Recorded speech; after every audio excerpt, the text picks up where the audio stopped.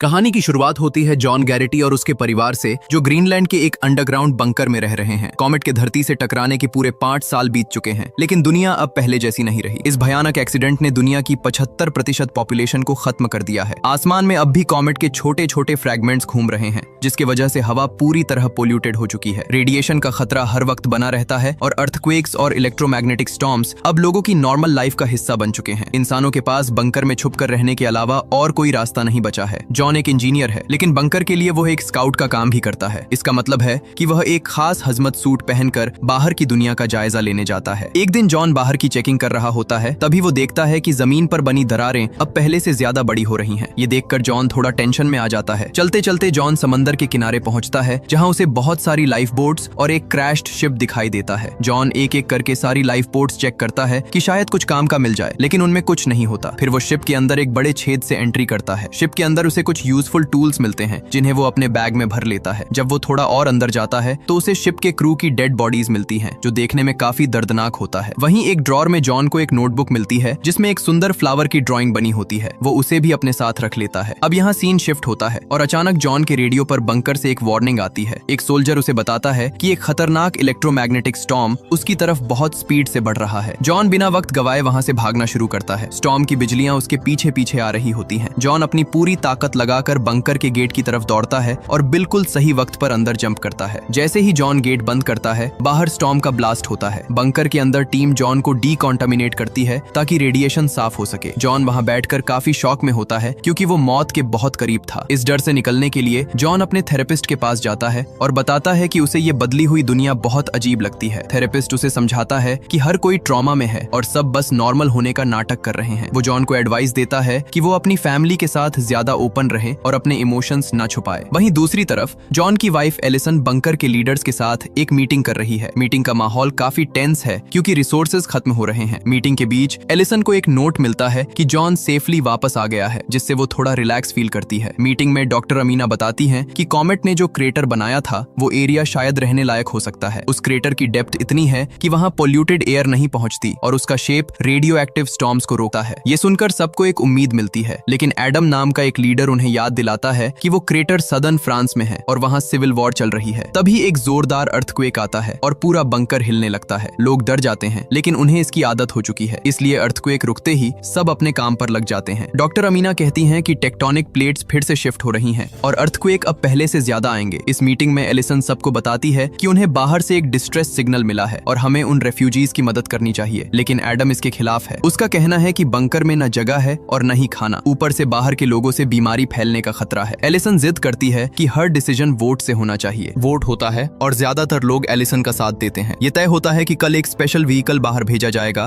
ताकि सर्वाइवर्स को लाया जा सके। रात को जॉन बंकर की पाइप्स फिक्स कर रहा होता है, तभी उसे पता चलता है कि उसका बेटा नेथन बंकर के एग्जिट गेट के पास गया था। एलिसन नेथन पर बहुत गुस्सा होती है और उसे समझाती है कि जॉन को हर रात कितनी बुरी तरह खांसी होती है, क्योंकि वो बाहर स्काउटिंग पर जाता है। डिनर के वक्त जॉन वो फ्लावर वाली नोटबुक एलिसन को गिफ्ट करता है। जब नेथन टेबल पर आता है तो जॉन उसे बहुत डांटता है, जिसकी वजह से नेथन रोने लगता है और अपने रूम में चला जाता है। जॉन और एलिसन थोड़ी देर डांस करते हैं, लेकिन एलिसन जॉन की खांसी सुनकर फिर से परेशान हो जाती है। अपने रूम में नेथन एक फ्लैशलाइट और छेद वाली शीट से सीलिंग पर नकली स्टार्स बनाता है और इमेजिन करता है कि वो असली आसमान के नीचे है। अब सीन शिफ्ट होता है अगले दिन पर। जॉन को बंकर की दीवारों में बड़ी बड़ी दरारें दिखाई देती हैं, जो कि एक बहुत बुरा साइन है। बाहर गया स्नो कैट कुछ सर्वाइवर्स को लेकर वापस आ रहा होता है। टीम रेडियो पर कांटेक्ट करके कहती है कि उन्हें एक और ट्रिप करनी होगी, क्योंकि काफी लोग पीछे छूट गए हैं। एडम तुरंत मना कर देता है और गुस्से में चिल्ला उठता है। तभी एक बहुत भयानक अर्थक्वेक आता है, जो पहले वाले से कहीं ज्यादा पावरफुल होता है। स्नो कैट से कनेक्शन टूट जाता है, बंकर की सीलिंग गिरने लगती है और हर तरफ मलबा गिरने से लोग इंजर हो जाते हैं। जॉन के सिर पर भी एक पत्थर लगता है और धूल की वजह से उसकी खांसी और बढ़ जाती है। हर तरफ अलार्म बज रहे हैं और बंकर के अंदर एक एक्सप्लोजन होता है। जॉन जल्दी से एलिसन के ऑफिस पहुंचता है और उसे मलबे से बाहर निकालता है। फिर दोनों भागते हुए नेथन के रूम में जाते हैं। नेथन ने मास्क पहना होता है, लेकिन उसे सांस लेने में तकलीफ हो रही होती है। जॉन अपने परिवार को पैकिंग करने के लिए बोलता है और खुद एक्स्ट्रा मास्क ढूंढने निकल जाता है। बंकर के अंदर पैनिक मची हुई है, लोग इधर उधर भाग रहे हैं। जॉन किसी तरह लॉकर तोड़कर मास्क निकालता है और नेथन को पहनाता है, जिससे वो थोड़ा बेहतर फील करता है। इसके बाद हम देखते हैं कि बंकर की दीवारें पूरी तरह से टूट रही हैं। एग्जिट गेट पर लोगों की इतनी भीड़ है कि गेट खुल ही नहीं रहा। जॉन देखता है कि वहां से निकलना इम्पॉसिबल है, इसलिए वो अपने परिवार को ईस्ट टनल की तरफ ले जाता है। वहां पहुंचकर उन्हें पता चलता है कि टनल कोलैप्स हो चुकी है, लेकिन उनके पास और कोई रास्ता नहीं है, इसलिए जॉन सबको मलबे के नीचे से रेंग कर पार करने को कहता है। ये काफी खतरनाक होता है क्योंकि मलबा कभी भी उन पर गिर सकता है। किसी तरह वो टनल क्रॉस करके दूसरे डोर तक पहुंचते हैं। जॉन गेट खोलने का बटन दबाता है तो मशीन से जोरदार आवाज आती है और पूरा रूम गिरने लगता है। वो लोग तेजी से बाहर भागते हैं और बिल्कुल एंड मोमेंट पर बंकर से बाहर निकल जाते हैं। बाहर का नजारा काफी डरावना है। जमीन से पानी के गीजर्स निकल रहे हैं। इस भगदड़ में नेथन खो जाता है। जॉन और एलिसन उसे ढूंढने के लिए पीछे भागते हैं और देखते हैं कि नेथन गिर चुकी डॉक्टर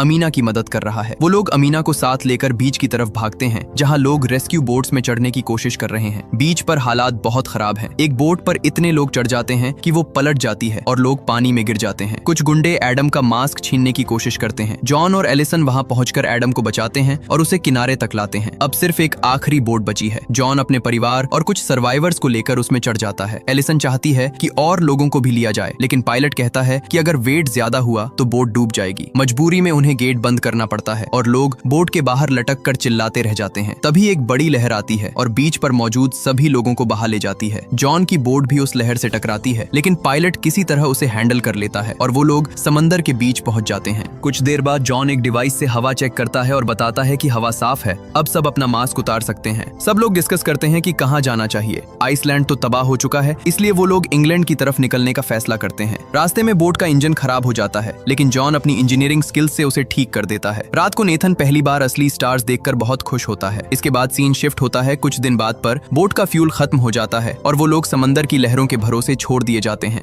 खाना खत्म हो रहा है और सब काफी वीक हो चुके हैं, लेकिन कुछ वक्त बाद बोट किनारे से टकराती है। जब वो लोग बाहर देखते हैं तो पता चलता है कि वो लिवरपूल पहुंच गए हैं। लिवरपूल का काफी हिस्सा पानी में डूबा हुआ है। जॉन चप्पू चलाकर बोट को एक सूखी रोड तक ले जाता है। शहर पूरा सूना लग रहा है। वहाँ उन्हें कुछ लोग मिलते हैं जो एक छोटी सी सेटलमेंट में रह रहे हैं, लेकिन वो लोग काफी बीमार लग रहे हैं। जॉन को वहाँ चिल्लाने की आवाज आती है। वो देखता है कि एक भीड़ एक दूसरे बंकर के गेट पर प्रोटेस्ट कर रही है जिसे आर्म्ड सोल्जर्स ने घेरा हुआ है। एडम वहाँ जाकर उन्हें बताता है कि वो ग्रीनलैंड का गवर्नमेंट ऑफिशियल है और उसे असाइलम चाहिए। सोल्जर उनसे आइडेंटिटी बैजेस मांगते हैं, लेकिन सिर्फ एलिसन के पास उसका बैज होता है। एडम गुस्से में सोल्जर से बहस करने लगता है। तभी एक सोल्जर गोली चला देता है और एडम की वहीं मौत हो जाती है। भीड़ बेकाबू होने लगती है और सोल्जर्स फायरिंग शुरू कर देते हैं। वहीं दूसरी तरफ अचानक आसमान में एक खतरनाक स्टॉर्म दिखाई देता है। लोग डरकर भागते हैं। अमीना और जॉन की फैमिली एक वैन को रोकती है जिसका ड्राइवर ओबी है। ओबी काफी कड़वा इंसान है। वो पैसे मांगे बिना उन्हें बिठाने को तैयार नहीं होता। जॉन अपनी वॉच उसे दे देता है और वो लोग वैन में बैठकर स्टॉर्म से बच निकलते हैं। रास्ते में ओबी बताता है कि लोग खाने के लिए एक दूसरे को मार रहे हैं। ओबी कहता है कि उसे नहीं लगता कि फ्रांस वाला क्रेटर कोई सेफ जगह है। वो उसे एक अफवाह मानता है। तभी अचानक आसमान से कॉमेट के फ्रैगमेंट्स गिरने लगते हैं। सब वैन से निकलकर पेड़ों को कस कर पकड़ लेते हैं। हवा इतनी तेज है कि पेड़ों की टहनियां टूट रही हैं। ओबी अपनी वैन को बचाने के लिए भागता है, लेकिन एक कॉमेट फ्रैगमेंट सीधा उसके ऊपर गिरता है, जिससे ओबी और उसकी वैन दोनों तबाह हो जाते हैं। कॉमेट शावर खत्म होने के बाद अमीना और जॉन की फैमिली जो कुछ भी वैन के मलबे से मिलता है उसे लेकर पैदल ही लंदन की तरफ निकल जाते हैं। अब हम देखते हैं कि वो लोग लंदन में एक बड़ी बिल्डिंग के सामने खड़े हैं। दरवाजा खुलता है और एक लड़की मैकेंजी उन पर गन तान देती है, लेकिन जब वो देखती है कि ये उसके पुराने दोस्त हैं तो वो उन्हें अंदर बुला लेती है। ये बिल्डिंग एक रिटायरमेंट होम है जहाँ सिर्फ बुजुर्ग लोग रह रहे हैं। मैकेंजी ने जनरेटर और फिल्ट्रेशन सिस्टम से हवा को साफ रखा हुआ है। वहाँ उन्हें थोड़ा सुकून मिलता है और वो खाना खाते हैं। जॉन फिर से क्रेटर के बारे में पूछता है, लेकिन मैकेंजी को भी पक्का नहीं पता। बाहर से गोली चलने की आवाजें आ रही हैं, जिससे पता चलता है कि लंदन अब रहने लायक नहीं रहा। रात को एलिसन को जॉन की खांसी सुनाई देती है। वो वॉशरूम में जाती है तो देखती है कि सिंक में खून गिरा है। जॉन पहले तो झूठ बोलता है कि ये नॉर्मल नोज ब्लीड है, लेकिन फिर वो सच बता देता है। जॉन बताता है कि बंकर के डॉक्टर ने उसे चेक किया था और उसे रेडिएशन की ऐसी बीमारी है जिससे उसके पास सिर्फ 6 से 8 हफ्ते बचे हैं। एलिसन टूट जाती है और वो वही रहने की जिद करती है, लेकिन जॉन कहता है कि वो मरना नहीं